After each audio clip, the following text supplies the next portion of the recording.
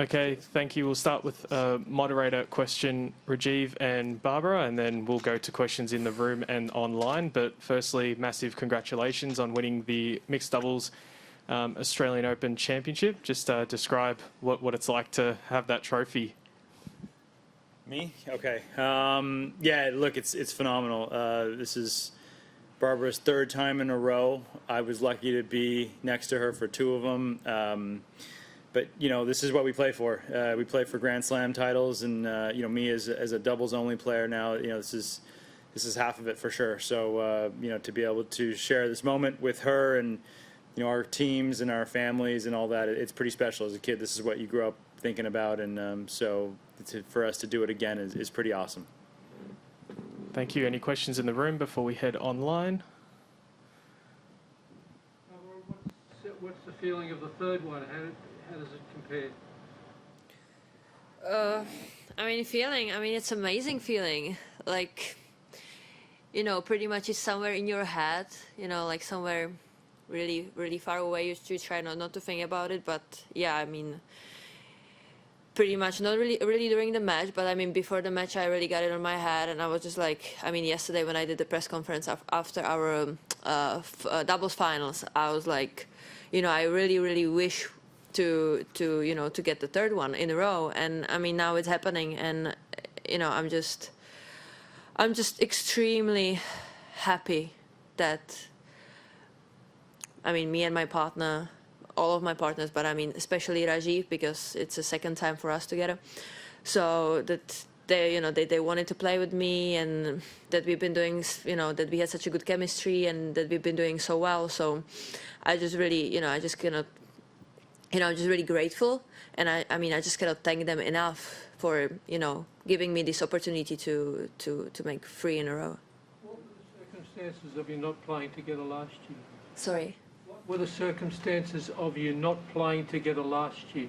Oh, I actually picked up a bit of a virus. Well, it could be the virus. I have no idea, but I got sick in December last year, and I wasn't able to train, and so I just decided that mixed doubles wasn't something that was going to be a good idea for me. I didn't kind of know what shape I was in, so that was it basically. So I didn't play. Obviously, you have a connection with Craig Tiley of Tennis Australia. We saw you hugging on court. I mean, that's probably, we shouldn't mention that because that's probably not COVID safe, but you, you know, you're friendly with him. Can you talk to that connection and obviously what he means to you and what this AO means to you because of that? Yeah, sure. So before Craig had the job here at Tennis Australia, he was the head coach at the University of Illinois, which is where I went to school. And in America, college tennis is kind of a, you know, it's a big thing. Most people do play college tennis, and you know, it's a whole long process, and so I didn't play for very long there, but you know, he recruited me, and you know, we've been well, he's meant a lot to my tennis for sure. You know, in a short time he helped me a lot, and you know, we had a great team and a great season, and that's kind of a memory that is really right up there for me in terms of my tennis. So you know, we definitely share that, and it's really cool to come back here and see what he does in the tennis world now, and you know, but we'll always have certainly that history. Any more in the room before we head online? Okay, thank you. We'll go to our online questions. And first up from Tennis Tour Talk, Michael, your question. Thank you.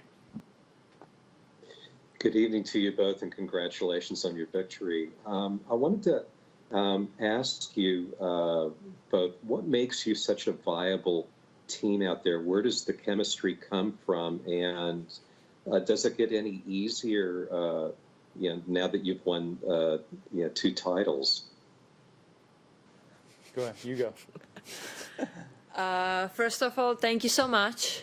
I mean, I really appreciate it. And then, I mean, it's tough to say. We actually played our first match together a few years ago, and I think we lost the first round. But I mean, even like when we lost the first round, I already felt that, you know, that just Rajeev, he's just a really nice guy, and he really fits in my game. So, I mean, a few years later, we just, you know, I think, I don't know, I texted him or he texted me, I don't remember.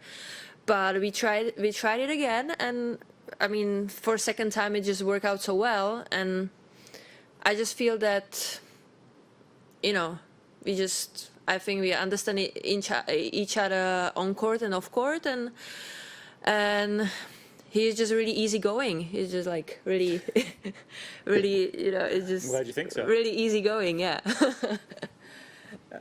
From my end, yeah, look, like you said, we actually played the first time. I can't remember what year it was. I think it was 2017, and we barely lost a match to two Aussies, actually out on, I'm pretty sure it was on John Cain Arena. I don't remember what it was called back then, but yeah, we played pretty well and didn't quite get a win, but then it was a pretty easy decision for me to ask her again, because I think she was #1 in the world the next time we played together, so it works out pretty good when you get a partner who's better than you are. And then I also wanted to ask, both of you reached the finals of both mixed doubles and your individual discipline, women's and men's doubles. Is the approach to playing both mixed and individual doubles the same or differently?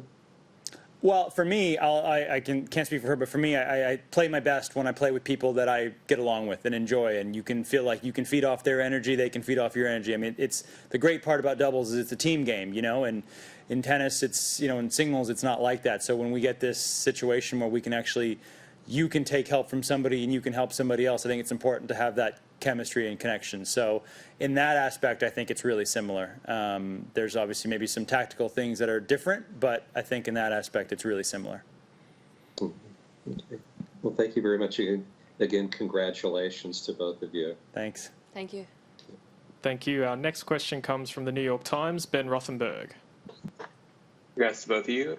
2 questions. First, you were both in the hard quarantine, which makes this a pretty sort of remarkable comeback story to have a team of 2 people who were stuck in their rooms winning a Grand Slam weeks later. So congrats on that. Did each of you think that would be possible? And obviously you both did well in the other draws too, so you're just showing off at this point. But this coming back from that, did it feel like it was going to be a big setback, or was it achievable? Obviously you did it, but yeah. What do you make of having done that? I mean, you just, I felt like we've been really in touch with Rajeev during the hard lockdown. So I feel, like you just go and play tennis, to, do your best no matter what the conditions are, no matter what's really happening.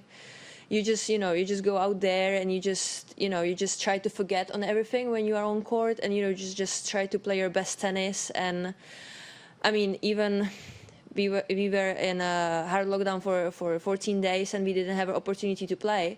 I mean, after that, you just go out there and you just do your best. And I mean, it's really amazing what we actually achieved.